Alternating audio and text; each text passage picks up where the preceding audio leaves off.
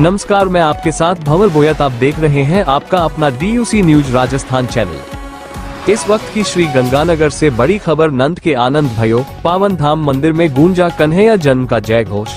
भजनों की धुन पर झूम उठा पूरा श्री गंगानगर। श्री गंगानगर में महावीर कॉलोनी स्थित पावन धाम मंदिर में बुधवार रात ऐसा भक्तिमय दृश्य देखने को मिला, मानो द्वापर युग की झलक एक बार फिर धरती पर उतर आए हो। नंद के आनंद भयो जय कन्हैया लाल की के जयकारों के बीच श्री कृष्ण जन्मोत्सव श्रद्धा, भक्ति और उल्लास के साथ मनाया गया। जैसे ही कथा में भगवान श्री कृष्ण के जन्म का प्रसंग आया, मंदिर परिसर घंटों की गूंज, जयकारों और भजनों की मधुर धुनों से थर्रा उठा और पूरा वातावरण भक्तिरस में डूब गया।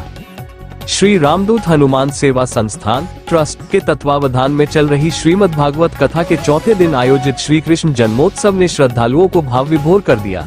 मंदिर को रंग बिरंगी रोशनी और आकर्षक सजावट से इस तरह सजाया गया था कि हर कोना भगवान श्री कृष्ण के स्वागत में झिलमिला रहा था।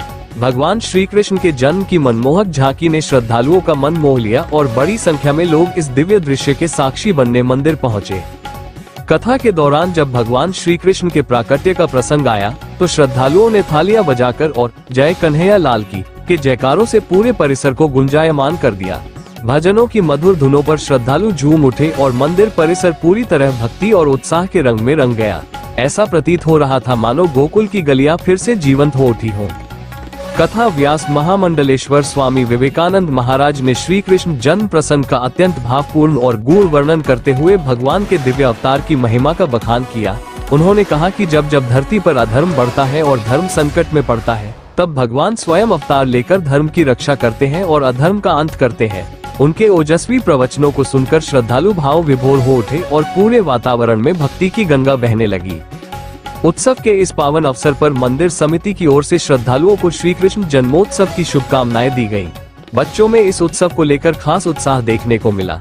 ट्रस्ट की ओर से बच्चों को खिलौने, टॉफियां और रंग बिरंगे गुब्बारे वितरित किए गए, जिससे बच्चों के चेहरे खुशी से खिल उठे और पूरा मंदिर परिसर मुस्कान और उल्लास से भर गया।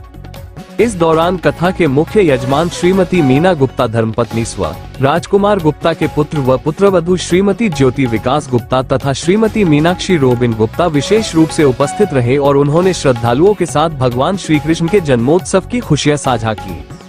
ट्रस्ट सचिव टीकमचंद गर्ग ने बताया कि कथा के दौरान प्रतिदिन हनुमान जी महाराज को विष्णु सहस्रनाम, गोपाल सहस्रनाम तथा श्रीमद् भागवत के मूल पाठों का श्रवण कराया जा रहा है और बालाजी महाराज को बाल भोग अर्पित किया जा रहा है।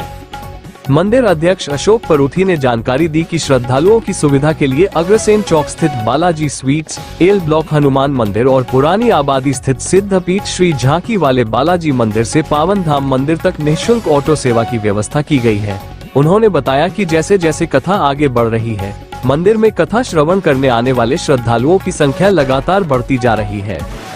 श्री कृष्ण जन्मोत्सव के अवसर पर चौथे दिन मंदिर प्रांगण खचाखच भरा रहा और देर रात तक भक्ति, संगीत और जयकारों की गूंज बनी रही। गुरुवार को कथा में भगवान श्री कृष्ण की बाल लीलाओं का वर्णन किया जाएगा, जिसमें विशेष रूप से कालिया नाग दमन प्रसंग पर प्रकाश डाला जाएगा। कथा की पूर्णाहुति 14 मार्च की शाम को होगी, जबकि 15 मार्च को प्रातः हवन यज्ञ के बाद बाबा का अटूट भंडारा आयोजित किया जाएगा, जिसमें बड़ी संख्या में श्रद्धालुओं के शामिल होने की संभावना है।